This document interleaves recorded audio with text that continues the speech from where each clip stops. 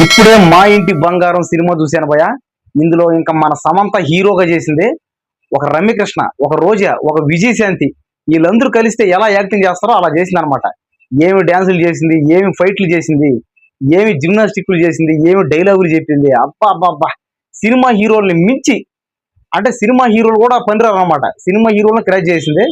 ఇంకా సినిమా విషయానికి వస్తే భయ, ఇంకా సమంత ఒక రాయలసీమ నుంచి ఈ పక్క, అంటే ఏ పక్క, ఇట్లా ఉత్తరాంధ్ర పక్క, ఈస్ట్ వెస్ట్, ఇంకా అక్కడికైతే కాపురం పోవడం, పెళ్లి చేసుకోవడం, ఇంకా అక్కడ పోయిన తర్వాత ఆ ఫ్యామిలీలో కలిసిపోవడం, సమంతకు ఒక ఫ్లాష్ బ్యాక్ ఉండడం, ఆ ఫ్లాష్ బ్యాక్ లో ఒక విలన్ కి సమంతకి గొడవలు ఉండడం.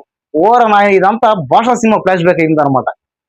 ఇంకా సమంత చేసిన డ్యాన్స్ల గురించి ముఖ్యంగా చెప్పుకోవాల్సింది ఏంటంటే, తస్సదియ్య తగ్గేదిలే అనే ఒక పాట అయితే మనం చూసాం. ఆ పాట చాలా బాగుంది. ఇంకా అలాగే ఫైట్లు, ఫైట్లు అయితే ఇంకా చిరంజీవి లాగే అచ్చం మన మెగాస్టార్ చిరంజీవి గారిలాగా చేసింది అనమాట.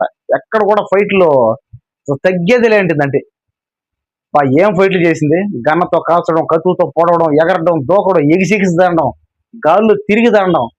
ఇంకా ముఖ్యంగా చెప్పుకోవాల్సింది ఏంటంటే శ్రీముఖి గారి గురించి. ఇక శ్రీముఖి గారు, సమంత గారు ఇద్దరు తోడి కోడలుగా ఉండడం. ఇంక ఈ సినిమాలో విలన్కి ఏం పెద్ద రోల్ పెట్టలే. ఇంకా హీరో, అసలు ఈ సినిమాలో హీరో ఎవరో, సమంతనా లేకపోతే సమంతని పెళ్లి చేసుకున్న హస్బెండ్ అతను హీరోనా, ఏం అర్థం కావట్లే. కానీ నాకు తెలిసినంత వరకు ఈ సినిమాలో హీరో ఎవరంటే సమంతనే. ఇంకా సినిమా అయితే చాలా బాగుంది. ఇంకా అతని డబ్బింగ్ వాయిస్ కాస్త అక్కడక్కడ మిస్టేక్లు, కానీ ఇంకా అంతా బాగానే ఉంది. ఇంక ఈ సినిమా నాకు తెలిసినంత వరకు జనాలు చూడొచ్చు మ్యాక్సిమం. కానీ చూద్దాం జనాల డెసిషన్ ఎలా ఉంటుంది. ఎందుకంటే ఈ మధ్య కాలంలో ఏంటంటే కొత్త కొత్త కథల్ని, కొత్త కొత్త పాత్రల్ని మన వాళ్ళు ఇష్టపడుతున్నారు. కంటెంట్ బాగుండాలన్నమాట. కానీ సమంత గారి యాక్టింగ్ అయితే చాలా బాగుంది. అలాగే డైరెక్టర్ నందిని రెడ్డి గారు ఈ ఓ బేబీ అనే సినిమా కూడా చేసింది మన సమంత గారితో. ఆ తర్వాత ఈ సినిమా అనమాట. ఇంకా నందిని రెడ్డి గారు చాలా సినిమా అయితే చేశారు.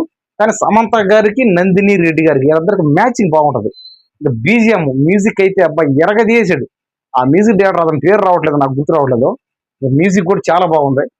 అంటే ఒక సినిమా హీరోల్ని మించి ఉందన్నమాట సమంత పర్ఫార్మెన్స్.